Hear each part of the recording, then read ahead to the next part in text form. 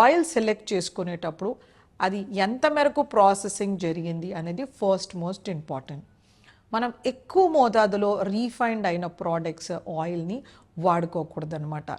యూజువల్గా మనకి నూనె అనేది మనము ఒక ఆయిల్ ఎక్స్ట్రాక్టర్కి ఒక స్టోన్ దాంట్లో వేసి దాన్ని చుట్టూ యానిమల్స్ని తిప్పడం వలన ఆ ప్రెషర్తో క్రష్ అయిపోయి నూనె వచ్చేస్తుంది. అది సింపుల్గా వాడుకుంటాం గానుగ నూనె అది అనమాట. అది స్టోన్ అయినా ఉండొచ్చు, రాయితో చేసి ఉండొచ్చు, లేదా చెక్కతోటైనా ఉండొచ్చు అనమాట. అది సింపుల్ ఆయిల్ ఎక్స్ట్రాక్షన్ పద్ధతి.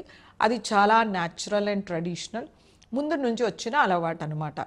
ఇప్పుడు మనకి ఈ మధ్యకాలంలో ఆ సీడ్స్ని రకరకాల ప్రాసెసింగ్ చేసి వాటిని ప్రెస్ చేసి ఆయిల్ తీసి వాటిని డీగమ్ చేసి డియోడ్రైజింగ్ చేసేసి డబుల్ ఫిల్టర్ చేసి ఈ ప్రాసెస్లో రకరకాల కెమికల్స్ యాడిషన్ అలా చేస్తూ ఉంటారనమాట. సో దీనివల్ల మనకి ఏంటంటే ఒక ఫ్రీ ఫ్లోయింగ్ ట్రాన్స్పరెంట్ ఆయిల్ అనేది వస్తుంది, which is not really good. యూజువల్గా అయితే మనము గానుగ నుంచి నూనె తీసినప్పుడు చాలా థిక్గా టర్బిడ్గా మస్కగా ఉంటుందన్నమాట. దాని కింద సెడిమెంట్స్ కూడా వస్తూ ఉంటాయి.